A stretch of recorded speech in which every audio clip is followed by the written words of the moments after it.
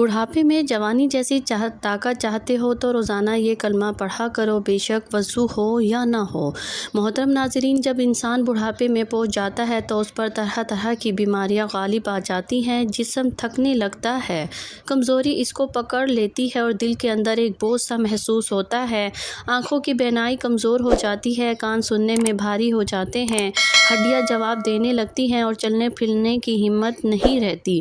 انسان چاہے کتنا ہی دنیا میں طاقتور رہا ہو، لیکن بڑھاپے میں آ کر وہ اپنے آپ کو بے بس محسوس کرتا ہے۔ کھانے پینے کی خواہش تو رہتی ہے، لیکن جسم اس کی طاقت نہیں رکھتا۔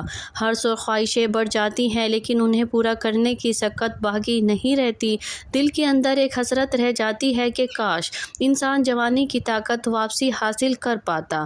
محترم عزیزو، بڑھاپے کی اس مجبوری میں اکثر انسان تنہائی کا شکار ہو جاتا ہے۔ اپنے ہی بچے، اپنے ہی رشتہ دار اس کو بوجھ سمجھنے لگتے ہیں۔ بعض دفعہ اولاد بھی نافرمانی کرنے لگتی ہے اور انسان کی عزت گھٹنے لگتی ہے، جبکہ یہی انسان جوانی میں کما کر اپنے گھر والوں کی کفالت کرتا رہا، لیکن بڑھاپے میں اسے سہارا دینے والا کوئی نظر نہیں آتا۔ یہی وہ وقت ہوتا ہے جب انسان کے دل میں خواہش جاگتی ہے کہ کاش کوئی ایسی طاقت اسے مل جائے جو اس کے بڑھاپے کو آسان بنا دے، اس کے دل کو سکون ملے اور اس کا جسم کمزوری سے نکل کر پھر سے تازگی محسوس کرے۔ محترم عزیزو، یہاں اللہ رب العزت کی رحمت سے بڑھ کر کوئی سہارا نہیں۔ اللہ کریم ہے، رحیم ہے، وہ جسے چاہے عزت دے اور جسے چاہے ذلت دے، وہ جس کو چاہے طاقت عطا کرے، وہ جس کو چاہے کمزوری میں ڈال دے۔ لیکن یہ حقیقت ہے کہ اللہ کے کلام اور اللہ کے ذکر میں ایک ایسی برکت ہے جو انسان کو بڑھاپے کی مجبوریوں سے نکال دیتی ہے اور اسے سکون عطا کر دیتی ہے۔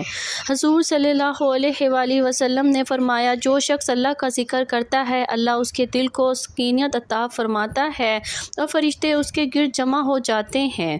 محترم ناظرین، یہ کلمہ پڑھنے سے چہروں پر نور آ جاتا ہے، دل میں سکون اتر جاتا ہے اور اس کی روح تازہ ہو جاتی ہے۔ یہی وجہ ہے کہ اگر کوئی بندہ بڑھاپے میں بھی یہ چاہتا ہے کہ اس کو جوانی جیسی طاقت ملے، اس کے دل کو قرار ملے اور وہ اپنی زندگی کے آخری دنوں میں بھی خوشی اور سکون محسوس کرے، تو روزانہ یہ کلمہ ضرور پڑھنا چاہیے۔ اس کلمے کے پڑھنے سے اللہ تعالیٰ اس کے دل کو ہمت عطا فرماتے ہیں، اس کے جسم کو تازگی عطا فرماتے ہیں اور اس کی روح کو نئی روشنی ملتی ہے، جس سے بڑھاپے کی کمزوریاں ختم ہو کر طاقت اور سکون اس حصے میں آتا ہے۔ محترم عزیزو، یہ وہ راز ہے جو ہمارے آقا صلی اللہ علیہ وآلہ وسلم نے ہمیں عطا فرمایا ہے کہ ذکر اللہ کے ساتھ جڑی ہوئی ہر بات میں انسان کے لیے راحت ہے، اس میں برکت ہے اور اس میں طاقت ہے۔ اگر انسان اپنے بڑھاپے کو بھی خوشحال بنانا چاہے تو اسے اللہ کا ذکر نہیں چھوڑنا چاہیے، خاص طور پر سونے سے پہلے لازمی پڑھیں۔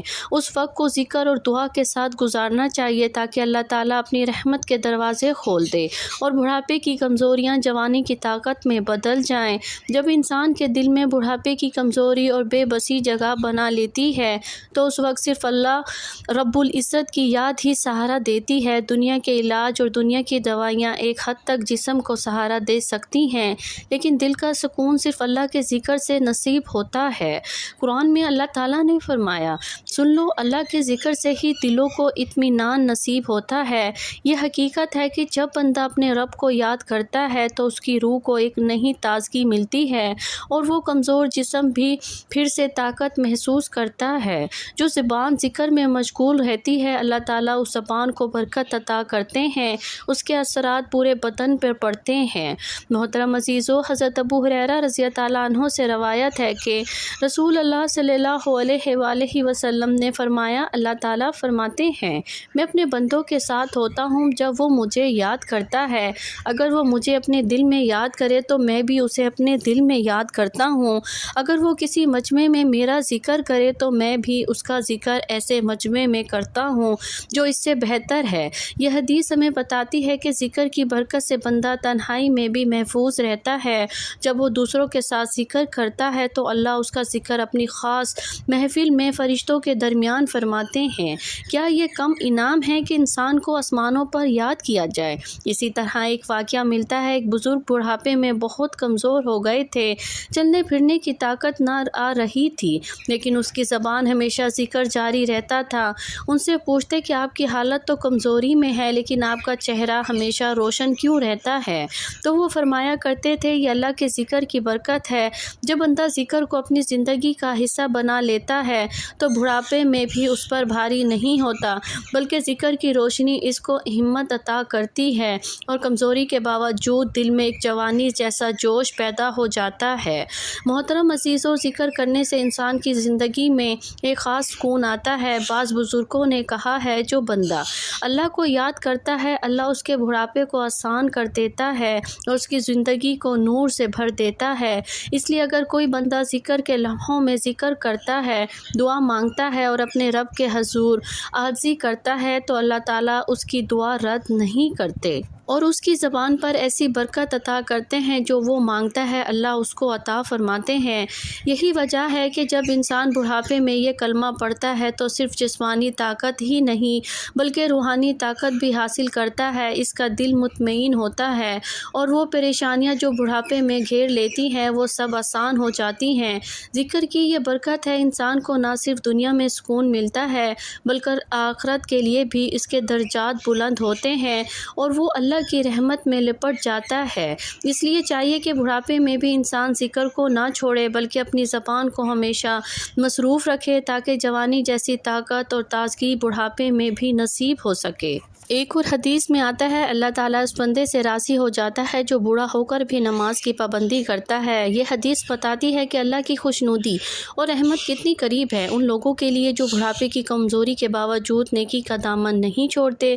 محترم عزیزو، ہمیں چاہیے کہ ہمیں بڑھاپے کو غفلت کا وقت نہ سمجھیں بلکہ اسے اللہ کی قربت کا وقت سمجھیں، کیونکہ اگر انسان اس مرحلے پر اچھے اعمال کرے تو وہ دنیا اور آخرت دونوں میں کامیاب ہو جاتا ہے، لیکن اگر برائی پر ڈٹا رہے تو پھر اللہ کا غضب اس پر آ سکتا ہے اور وہ ندامت کے سوا کچھ نہیں کر پائے گا۔ اس لیے لازم ہے کہ بڑھاپے میں بھی ذکر الہی کو اپنا سہارا بنایا جائے تاکہ اللہ کی رحمت سے بہرہ مند ہو اور اس کے غضب سے محفوظ رہ سکے۔ محترم عزیزو، اب ہم جانتے ہیں اس کلمے کے بارے میں جس کو آپ نے کسی بھی وقت صرف 3 دن کرنا ہے۔ اگر آپ بڑھاپے میں جوانی جیسی طاقت چاہتے ہو تو اس عمل کو ضرور کریں۔ سب سے پہلے آپ نے پورے دھیان اور توجہ کے ساتھ حضور صلی اللہ علیہ وآلہ وسلم پر درود پاک پڑھنا ہے۔ 7 مرتبہ آپ کوئی سا بھی درود پڑھ سکتے ہیں، لیکن درود ابراہیمی پڑھ لینا افضل ہے کیونکہ یہ درود حضور صلی اللہ علیہ وآلہ وسلم کا پسندیدہ درود ہے۔ اللہم صلی علی محمد وعلی آل محمد کما صلیت علی ابراہیم وعلی آل ابراہیم انک حمید مجید۔ اللہم بارک علی محمد وعلی آل محمد کما بارکت علی ابراہیم وعلی آل ابراہیم انک حمید مجید۔ محترم عزیزو، درود پاک کی دنیاوی فضیلت یہ ہے کہ یہ دل کی پریشانیوں کو دور کرتا ہے، رزق میں برکت عطا کرتا ہے، انسان کو دشمنوں سے محفوظ رکھتا ہے اور اس کی دعاؤں کو قبولیت کے قریب کر دیتا ہے۔ درود کی اخروی فضیلت یہ ہے کہ قیامت کے دن یہ درود پڑھنے والے کو حضور صلی اللہ علیہ وآلہ وسلم کی شفاعت نصیب ہوگی، سبحان اللہ، اور اس کے درجات بلند ہوں گے۔ درود کی روحانی فضیلت یہ ہے کہ اسے دل کو سکون ملتا ہے، روح کو تازگی حاصل ہوتی ہے اور زبان ذکر الہی کے عادی بن جاتا ہے۔ اس کے بعد آپ نے اللہ تعالیٰ کے ایک نام کو پڑھنا ہے اور وہ یہ ہے یا قوی ہو، جس کا مطلب ہے اے سب سے بڑی طاقت رکھنے والے اللہ۔ یہ نام خاص طور پر اس شخص کے لیے ہے جو بڑھاپے میں کمزور ہو چکا ہے، اس کو جوانی جیسی ہمت عطا کرنے والا صرف اللہ قوی ہے۔ اس نام کو آپ نے ایک مکمل تسبیح یعنی 100 مرتبہ پڑھنا ہے۔